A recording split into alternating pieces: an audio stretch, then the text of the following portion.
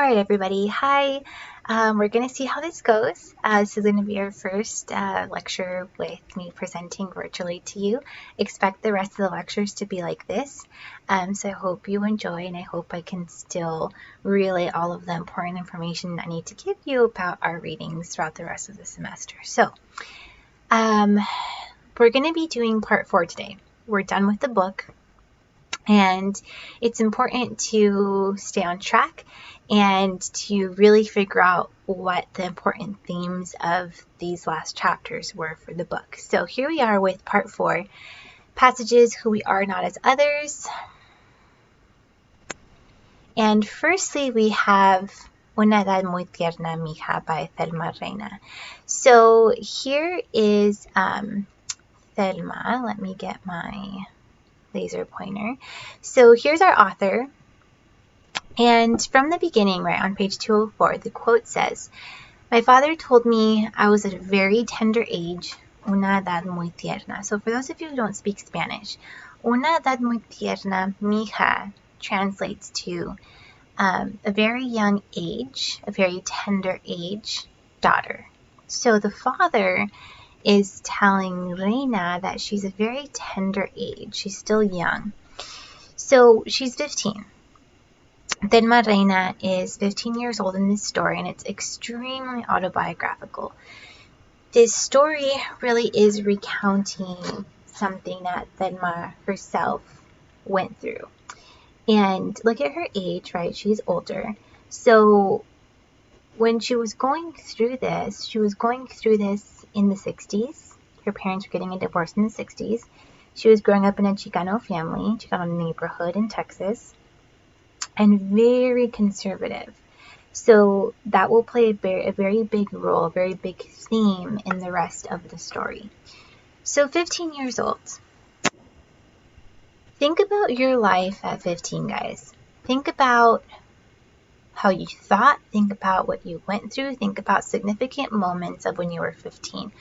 What do you remember from that year in your life? Now, for you guys, compared to my other college students, you were very close to being 15 years old. You have a very short time frame of when you were 15 because you guys were still very, very young. So recalling about a very significant time of when you were 15 should be easy for you because it happened not too long ago. So think about that. Think about your life at 15. Not only are you going through a lot of social changes, but you're going through a lot of biological changes as well. You're going through puberty still. You are entering, second year of high school, right? You are going through a lot physically as well as socially and mentally as well. For Thelma, we can really say that based off of her story, being 15 dealt with a death. Think about it. If you are raised in a very unified family, your parents are together, and their love dies, and they get a divorce, that's another character in the story.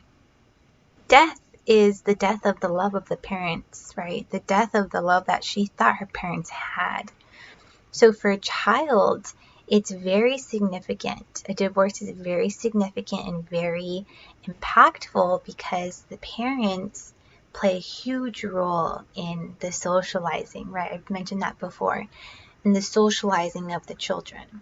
The biggest socializing factor in your life when you're little is your family. They help socialize you.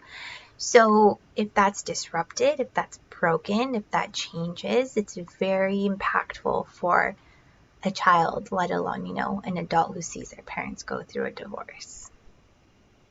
Thelma holds a lot of resentment. She resents what her parents are going through and that strain that it's putting on her. She doesn't like it, and she resents them for having this really awful divorce. So that brings a lot of trauma into Thelma's life. A lot of trauma because a divorce is traumatic, guys, especially for a young child. And 15, you're still a child. You're not very old at 15. So trauma lends itself in very different ways. And for children who go, through a time in their life where their parents get a divorce, that trauma lingers. For those of you who don't know, the people to get mostly impacted by a divorce are children, because they hold on to this, feeling that were they the cause of the parents' divorce? Did they have a play or a role in it? So that brings about a lot of trauma, and it lingers with you for a long period of time. Look at, she was 15 when this happened. And in this picture, she's quite older. So it sticks with you. It stuck with her for a long time.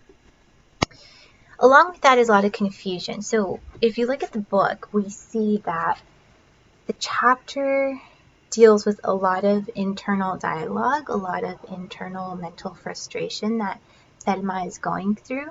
And that's confusion to where she stands in the divorce and how her parents, are affecting her. So overall, this story is just very sad. It's very raw. It's coming from a place of sadness that she dealt with as a child. So it does have a very sad tone to it. As well as misery. Misery is feeling like you're in a situation, you're in a circumstance where you want to get out of it because it's bringing you a lot of heartache, a lot of distress. So you can tell that she's dealing with a lot of misery, because not only is the divorce affecting her, but it's affecting her, the image that the family has in the neighborhood. And it's affecting her idea, right? It's bringing misery to her in terms of whether she was a child of love or a child of hate. And we'll get into that in a little bit. So what makes us understand her teen angst? Well, first we have to understand what the word angst means. The word angst basically means a lot of hostility, anger, and frustration in the midst of your teenage years. So the example of this seesaw love, right, this quotation part right here, that she saw in her parents brings her angst. A lot of confusion, a lot of concern, a lot of anger. And this seesaw love is basically this love-hate relationship that her parents had. So think about it, guys. If you're growing up, in a household where your parents are getting a divorce, there are times when you lived with them and they loved each other. Then it's a time where they hate each other, where there's just a lot of discord, a lot of hostility, a lot of frustration, a lot of anger. So for Thelma, this love-hate relationship makes her question, a lot of herself. So how we realize this in the story is the italicized aspects in the chapter, the italicized font, the italicized diction. Those are vivid memories that offer us, the reader, insight, right? Inside perspective to the most defining traumatic memories she goes through. So there is a portion in the book where there's a lot of italicization, and that's her having a mental breakdown. That's her having a nervous breakdown about all of this confusion and overthinking that she's dealing with. So that's accompanied by sensory detail, right? We're in it. We're in the story because she's giving us a lot of sensory detail. This rapid thought process, this quick thinking, this very quick way of processing all that she's overthinking. And again, that raw sadness really comes out. It's very much present in the story. So, for Thelma, and for writers in general, writing is very cathartic. Cathartic means that you're working through a very difficult time, but it's bringing you healing. So writing for her and for other authors is very cathartic because it provides a sense of healing and relief for what they might have gone through. So she recounts the most telling moments excuse me, in film-like sequences. So Thelma does a really good job in this story about flashing memories in her mind coming across to the reader as rapid film sequences. So envision yourself watching a movie about this story. picture Thelma, a young 15-year-old, actress playing Thelma, and having all of these very rapid thought processes happening very quickly on a screen. This is what Thelma does so good in helping us understand all of this confusion and chaos that's going on in her mind with her parents' divorce. But not all hope is lost. This story is sad, but it has happy memories that Thelma reminds herself of. She realizes there were happy moments in her parents' life, in her parents' relationship, and in the family. So on page 206 and 207 is where you really see the identity formation process being highlighted. Remember, for our class, the biggest theme of our class is identity formation, right? Your racial identity formation and why it's important in your upbringing, in your life, in how it's making you be, how it's helping you become the person you're becoming. So this identity formation process for Thelma is highlighted in this very big breakdown she has on page 206 to 207. Although this breakdown seems really intense, it reaffirms Thelma's identity as a child of love rather than a child of hate, while trying to comprehend what happened between her parents. So remember in the story, guys, she's thinking to herself that the divorce itself that her parents are going through is a big scandal in the community, and obviously a scandal in their life. So she's having these second thoughts, right? Reconsidering if her parents had her out of love, out of hate, or if she's just a scandal, a child born out of scandal. And those are some really heavy things to think about and contemplate on when you're 15, right? Thinking about the existence of yourself and whether or not your parents created you out of love or hate, that's really heavy to deal with at that age. So Thelma includes poetic repetition of this trauma, right? Of this confusion. Am I a child of scandal? Child of hate? Child of hate? Child of love? Right? It's very poetic and repetitive because she's really contemplating what the truth is behind her being alive. But here's the happy part. Here is the silver lining of the whole story, the moral of the story. She says to herself, yes, yes, child of love. Do you hear? She's reassuring herself. Maybe it's, an outside voice. Maybe it's something out of her understanding. But there's a positive affirmation coming from within her, reassuring herself that she is a child of love amidst the brokenness in her family, amidst broken love. So amid all of this broken love that's within her parents, she discovers herself. She loves herself enough to reassure herself that, no, she is a child of love, not of hate.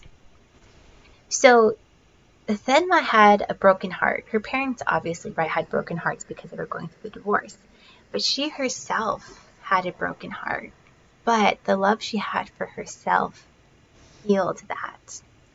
So again, remember, the love that you have for yourself is very powerful, guys. That's why I stressed it a lot last week. Loving yourself can be very revolutionary to your identity formation process and the capability it can bring out of you in difficult times. So now we move on to Salomon's story from Tortuga by Rodolfo Anaya. So this is the story of Salomon, a hunter. He has a father who's a farmer. And there is this large hunting tribe that is part of the community that they live in. Salomon's father wants Salomon to be a farmer. He wants his son to follow the trade, be an apprentice to the farm life in order to learn the rhythms of the season and of the weather, right? He wants his son to know the land. He wants his son to tend it, to take care of it. So he wants him to be a farmer, just like him. But Salomon, being, the boy that he is instead way more interested in wanting to join a hunting tribe. To join the hunting tribe, that's a really big part of the community. But what connection does Solomon have to his father after he decides to join the hunting tribe? Well, if he decided to join the hunting tribe, that means that Solomon really wanted to distance himself from his father. So his father still wanted to help him, right? It's still his son. He cares for him. He loves him. So he wants to find a way to help him and be around him and just feel close to him. So he gives his son Solomon an amulet. Now, an amulet is a necklace. And if you're familiar with sci-fi, and the reason why this story is based on magical realism and fantasy is because an amulet has special powers, it has magical powers. This little charm on the necklace is the amulet that holds and contains magic powers. But Solomon fell into the temptation of pleasing the tribe, right? He wanted to be a part of the tribe, he wanted to be part of the group, and therefore distanced himself from obeying his father to the point in growing confident in himself that he didn't need his father in his life anymore. Solomon really made a point to just rid himself of his father and become his own person. But I'm not sure if you guys caught this. If you did, good for you. If not, here's the breakdown. This story has biblical significance. Yeah, there's a religious layer to this story and its characters. Now, you could approach it from two lenses. You could approach it as King David's son, who decided to just fall into the temptation of wealth and lust and sex and food and alcohol, who completely left the love that God had given him and channeled it all through, debauchery and scandal and just a very awful life, to the point where God rebuked him for all that he had done and therefore suffered really dire consequences. That's one biblical aspect to it. Or it could be reference to the prodigal son. So the prodigal son is a very popular biblical story of a father who was wealthy, who had two sons. And the first son he had, let's say he was a little bit more spoiled than the second one. His father catered to him, gave him everything that he wanted. And when the son reached a certain age, he decided to just forget his father, leave, go have fun, spend all of his wealth, and again, debauchery, and do all this really bad stuff out in the world.